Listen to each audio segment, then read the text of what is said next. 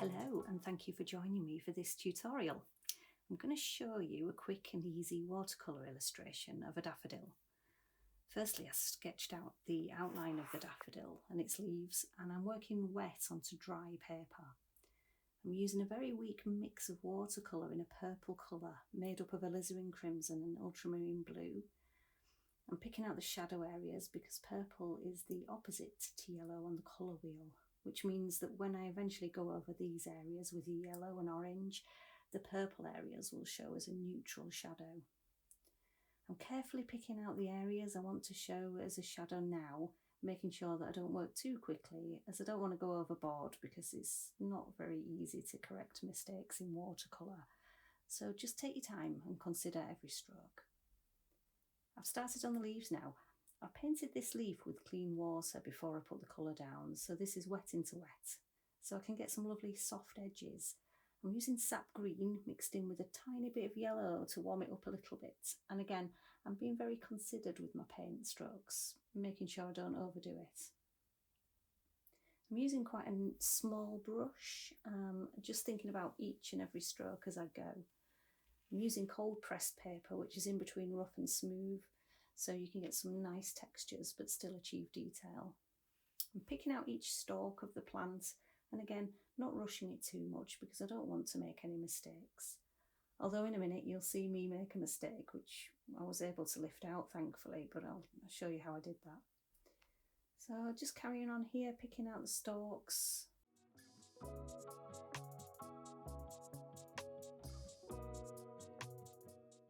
Now the stem of the flower is darker than the leaves, so I've mixed up a little bit of ultramarine in the sap green, and there you can see it's showing up, it's quite blue. The top of the stem is brown, so I've added a bit of burnt umber to the mix.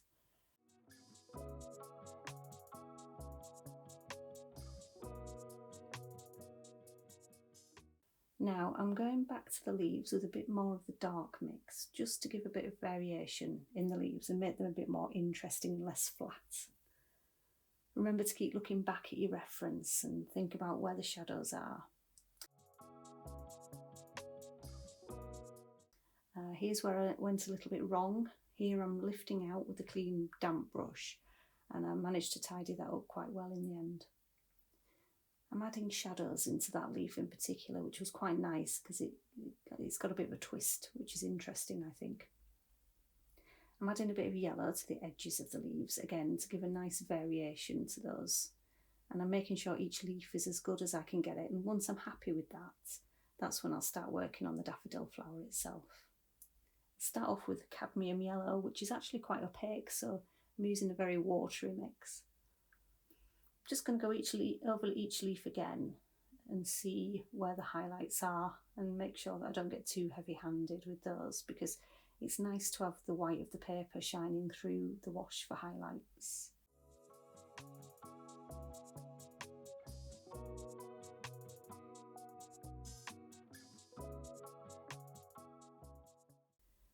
Now you'll see that the purple has been somewhat neutralised by the yellow, but I'm going to warm it up by adding a very weak wash of cadmium red pale hue.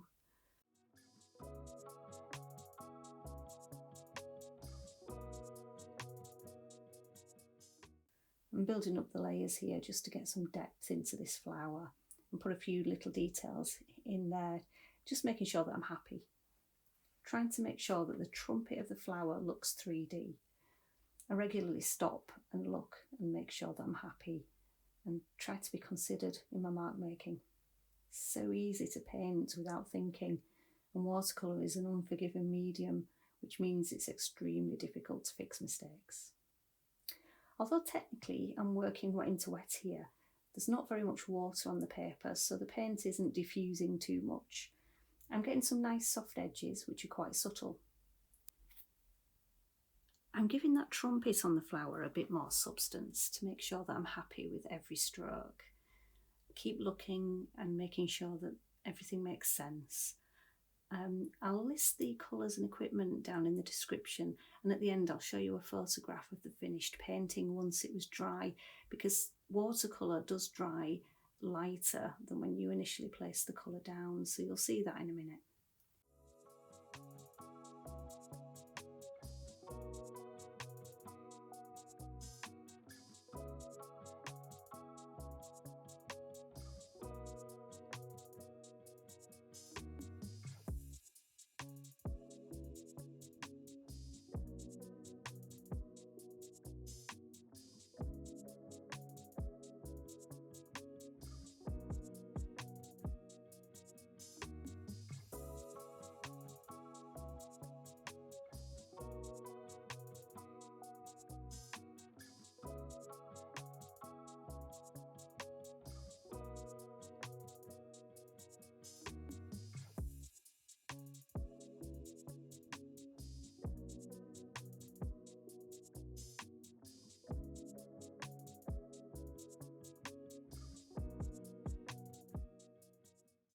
I'm reinstating some of the shadowy darks in the leaves there again, just to give a bit more substance.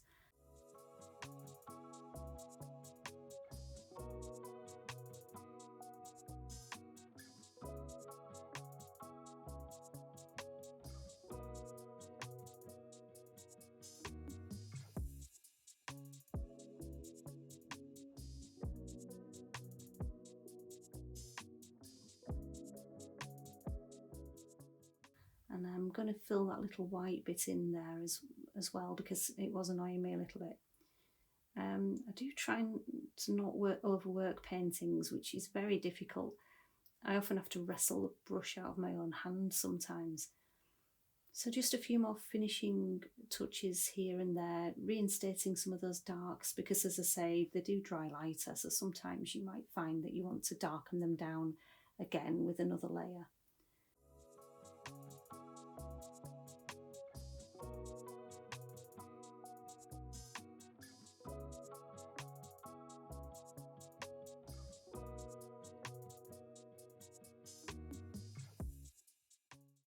I think that will do, and there we are. That's the finished painting. I do hope you enjoyed that, and thank you very much for joining me. If you did enjoy it, please do give me a follow. I'd really appreciate it. Thank you. Take care. Bye bye.